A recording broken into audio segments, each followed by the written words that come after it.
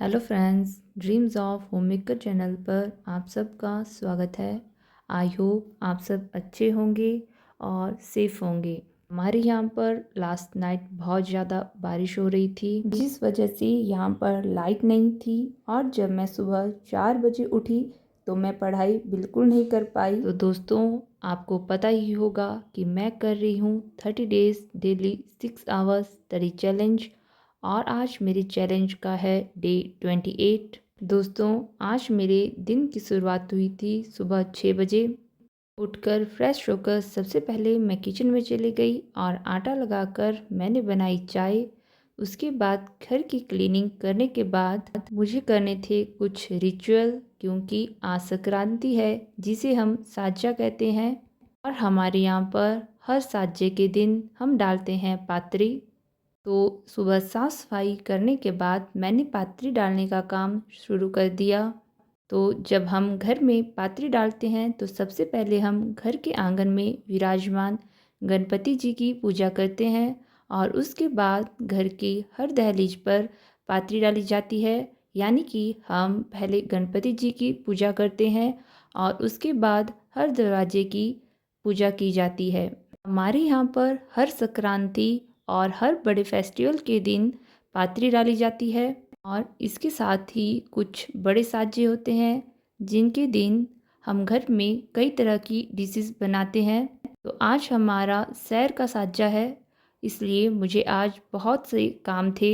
सुबह जल्दी उठकर मैं पढ़ाई नहीं कर सकी और मुझे पता था कि आज मुझे दिन को टाइम नहीं मिलना था।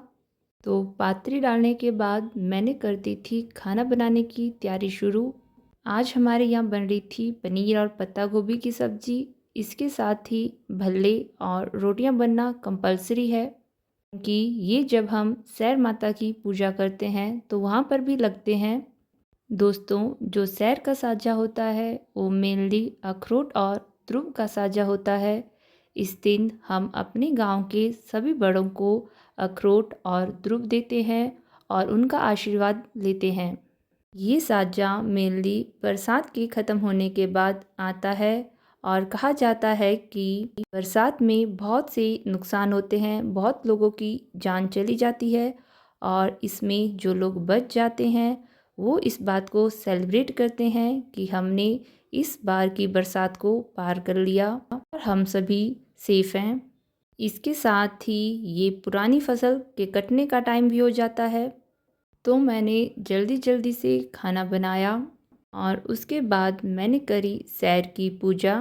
फिर मुझे पूरे गांव में ध्रुव देने जाना था। ध्रुव देने में मुझे 2 घंटे का टाइम लग गया, क्योंकि गांव थोड़ा बड़ा है और आजकल रास्ते थोड़े ख़राब भी हुए हैं, तो संभल कर चलना पड़ता है। तो आज सुबह का टाइम और मेरा आधा दिन ऐसे ही निकल गया। उसके बाद जब मुझे टाइम लगा तो मैं थोड़ी देर बैठ गई थी पढ़ाई करने, क्योंकि अभी सभी रेस्ट कर रहे थे तो मुझे थोड़ा सा टाइम मिल गया था। इसलिए मैंने जल्दी से आकर अपनी पढ़ाई स्टार्ट कर दी। आज मैं दिन को 1.5 आवर ही पढ़ पाई थी और ये स्टडी भी मेरी कंटिन्यू में नहीं हुई थी, क्योंकि घर में मेहमान आ रहे थे तो कई बार मुझे बीच में उठकर जाना भी पड़ रहा था। बट फिर भी मैंने कोशिश करी कि मैं थोड़ा सा पढ़ लूँ। इसके बाद हमें वापस निकलना था, तो मैंने जल्दी से कपड़े वगैरह फ़ोल्ड किए और हम निकल गए शाम को वापस। दोस्तों, जिस दिन कुछ स्पेशल डे होता है उस दिन काम ज़्यादा होते हैं और स्टडी को मैनेज करना भी थोड़ा मुश्किल हो जाता है। बट इस स्ट्रेस को कम करने के लिए मुझे पढ़ाई करनी थी। अगर मैं पढ़ाई ना करूं तो फिर मेरा स्ट्रेस और बढ़ने लग जाता है कि मैंने पढ़ाई नहीं करी। इसलिए जब हम वापस पहुंचे तो मैं सबसे पहले फ़्रेश हो गई और उसके बाद मैं जल्दी से पढ़ाई करने बैठ गई, क्योंकि आज मेरा फास्ट था। तो डिनर आज मैंने लेट करना था और आज मैंने सोचा था कि खाने में दाल और चावल ही बनाऊंगी। इसलिए शाम के टाइम मेरे पास टाइम था कि मैं स्टडी कर लूँ। थोड़ी देर पढ़ाई करने के बाद मैंने खाना बनाया और उसके बाद डिनर करने के बाद मैं फिर से पढ़ाई करने बैठ गई थी। रात को 11 बजे मैंने टाइम देखा कि अभी मेरी 40 मिनट की स्टडी और बचती है। मैंने सोचा कि 2 मिनट का ब्रेक लेकर थोड़ा रेस्ट करती हूँ, बट इसी बीच मेरी आंख लग गई और आज मेरी 5 आवर एंड 20 मिनट की ही स्टडी हुई। तो दोस्तों, अभी के लिए इतना ही।